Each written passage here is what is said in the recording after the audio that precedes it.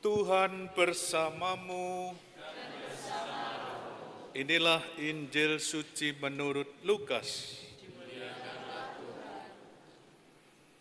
Sekali peristiwa, Yesus berkata kepada orang-orang Farisi, "Ada seorang kaya yang selalu berpakaian jubah ungu dari kain halus, dan setiap hari ia bersukaria dalam kemewahan. Dan ada seorang pengemis bernama Lazarus, badannya penuh dengan borok. Ia berbaring dekat pintu rumah orang kaya itu dan ingin menghilangkan laparnya dengan apa yang jatuh dari meja orang kaya itu. Malahan anjing-anjing datang dan menjilati boroknya. Kemudian matilah orang miskin itu, lalu dibawa oleh malaikat-malaikat ke pangkuan Abraham.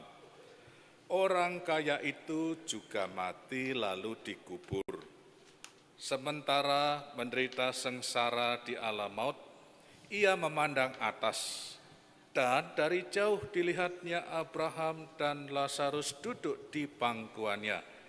Lalu ia berseru, 'Bapa Abraham, kasihanilah aku, suruhlah Lazarus mencelupkan ujung jarinya ke dalam air dan menyejukkan lidahku, sebab aku sangat kesakitan dalam nyala api ini.'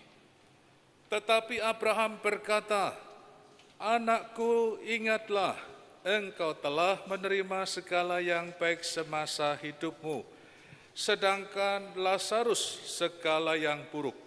Sekarang ia mendapat penghiburan dan engkau sangat menderita. Selain daripada itu, di antara kami dan engkau terbentang jurang yang tak terseberangi, sehingga mereka yang mau pergi dari sini kepadamu ataupun mereka yang mau datang dari situ kepada kami tidak dapat menyeberang.'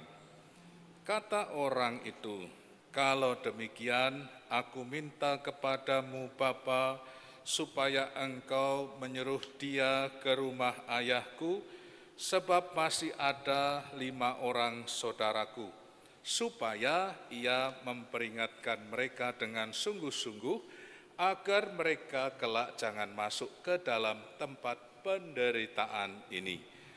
Tetapi kata Abraham, 'Ada pada mereka kesaksian Musa dan para nabi. Baiklah mereka mendengarkan kesaksian itu.'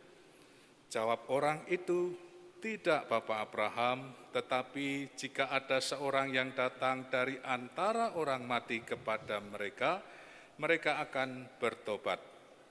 Kata Abraham kepadanya, 'Jika mereka tidak mendengarkan kesaksian Musa dan para nabi, mereka tidak juga akan mau diyakinkan sekalipun oleh seorang yang bangkit dari antara orang mati.'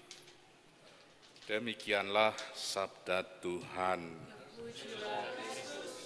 Silahkan duduk.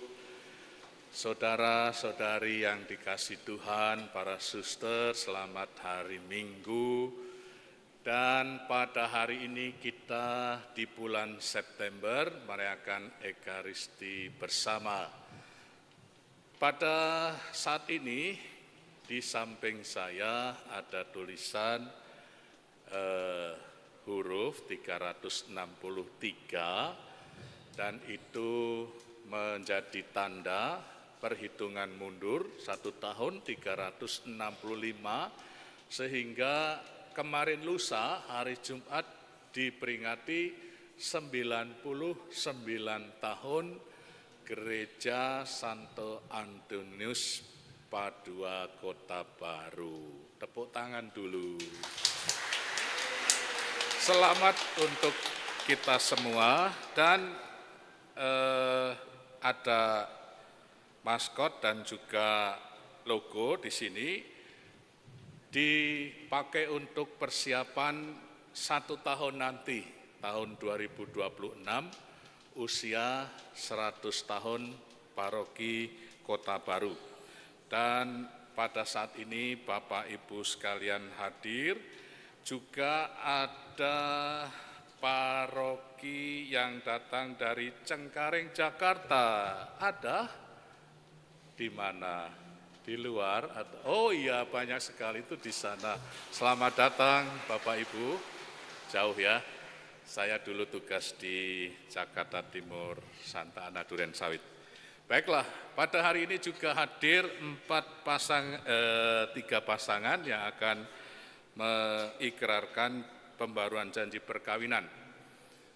Baiklah, bahwa hari ini dengan tema iman yang menumbuhkan kepedulian untuk berbagi, kita itu sebagai murid Yesus Kristus dinyatakan sebagai orang-orang yang ditebus oleh karena Allah sendiri dalam putranya Yesus Kristus yang menganugerahkan kasih karunia keselamatan. Oleh iman itu kita bertumbuh hidup sebaik-baiknya seperti yang juga disampaikan oleh Rasul Paulus kepada Timotius, agar kita hidup meninggalkan kejahatan, hidup dalam keadilan, ibadah, kesetiaan, kasih, kesabaran, kelembutan. Dan kita diharapkan untuk terus berkembang dalam iman yang dikatakan oleh Santo Paulus, bertandinglah dalam pertandingan iman yang benar dan rebutlah hidup yang kekal. Inilah yang kemudian menyemangati kita, sebab iman itu mendasari kita untuk memiliki semangat hidup, semangat membangun dengan meninggalkan kejahatan kemanusiaan lama kita. Akan tetapi gereja dibangun bukan hanya atas pribadi-pribadi beriman saja, tetapi juga atas komunitas. Artinya iman-iman ini berkembang dari komunitas yang baik, yang bisa menumbuh kembangkan, mendukung, mendoakan. Dan tidak kalah pentingnya adalah keluarga yang hari ini pasangan-pasangan akan memperbarui janji perkawinannya. Pribadi yang bertumbuh dari pasangan-pasangan yang punya komitmen, kesetiaan, menjadikan anak-anak, para cucu juga diwarisi oleh contoh keteladanan mereka. Dan Yesus menambahkan agar selain kita menjadikan pribadi yang bertumbuh, tetapi juga punya kepedulian kepada sesama. Dan untuk itu saya nanti akan mengundang pasangan-pasangan itu. Namun satu pernyataan lagi, bahwa melalui iman yang bertumbuh dalam gereja, kita tidak hanya diperdengarkan kalimat-kalimat yang meneguhkan dari kitab suci, yaitu untuk hidup dalam syukur, sukacita bersama Kristus, tetapi ajaran kebenaran itu membantu kita supaya kita juga menerima kebenaran itu dan menyatakan dalam perbuatan baik. Artinya kalau sabda Tuhan itu menajamkan untuk aku hidup dalam kebenaran dan terang firman Tuhan, kiranya aku pun membuka hati, mau menerima meskipun sabda Tuhan itu tidak mudah untuk aku lakukan. Baiklah, kita akan mendengarkan pasangan-pasangan yang menyampaikan sharing mereka kepada yang terkasih, pasangan Bapak Markus Cahyawitaka, Ibu Maria Yosefin Ariyanti, yang berusia perkawinan 55 tahun, lalu juga Bapak Antonius Surajiman dan Ibu Wiratni Yuni yang berusia 50 tahun, dan Ibu Yulia dan Bapak Yulius 40 tahun. Kepada tiga pasangan ini, saya persilakan untuk berdiri di depan. Dibantu oleh Saudara Doni. Mari kita beri semangat lagi. Perkawinan yang tidak mudah, perkawinan yang menggembirakan tetapi juga penuh tantangan. Diperkenankan untuk menghadap ke umat, bisa pinjam mic-nya, mungkin bisa dari yang paling muda, Bapak Julius dan Ibu Yulia, apa yang membuat Anda bisa menjaga komitmen perkawinan itu? Silakan.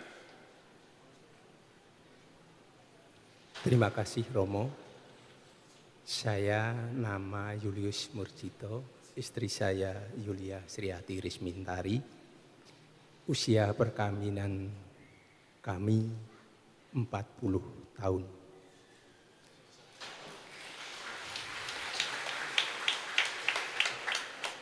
Kami dalam membangun, membina keluarga berkomitmen ada 3K. Yang pertama adalah kesetiaan. Kami setia dengan istri saya, istri setia pada kami dimanapun, kapanpun, dan apapun yang terjadi. Kedua, keterbukaan. Kami bersama istri adanya keterbukaan semua saja. Apa yang ada dalam diri kami dan diri istri kami, semuanya akan kita mengetahuinya. Dan yang ketiga adalah kasih. Dengan kasih, dengan kesetiaan dan keterbukaan, maka kasih akan tumbuh subur di dalam keluarga kami, membangun, membina keluarga kami. Sehingga bahtera keluarga kami sampai pada tujuan, yaitu kehidupan kekal di surga. Amin. Terima kasih. Terima kasih.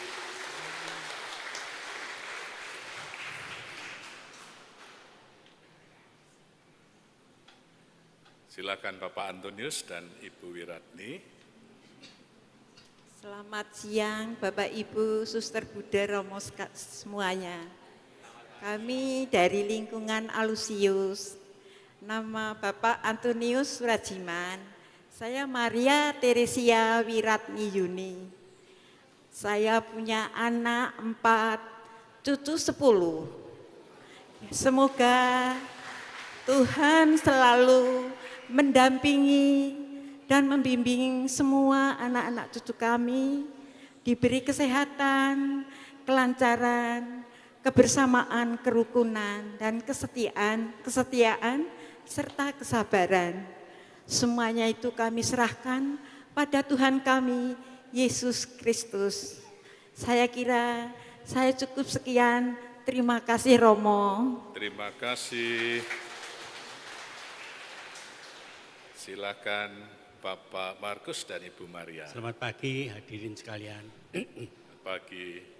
Nama saya Markus Cahya Wintaka dan istri saya Maria Yusufin Ariati. Baru 55 tahun menikah. Ya. Anaknya berapa Pak? Saya dikaruniai 4 anak cewek semua.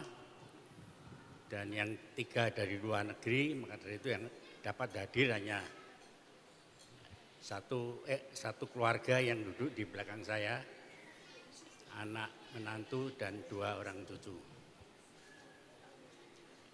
Pada waktu kami menikah, kami karena masih serba kekurangan, jadi komitmen kita hanya untuk bagaimana membesarkan dan memberi pendidikan yang baik untuk anak-anak.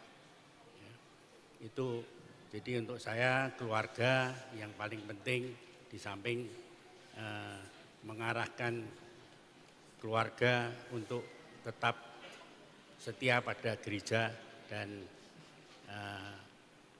menjadi umat Katolik yang baik. Setelah anak-anak selesai kuliahnya, maka saya mulai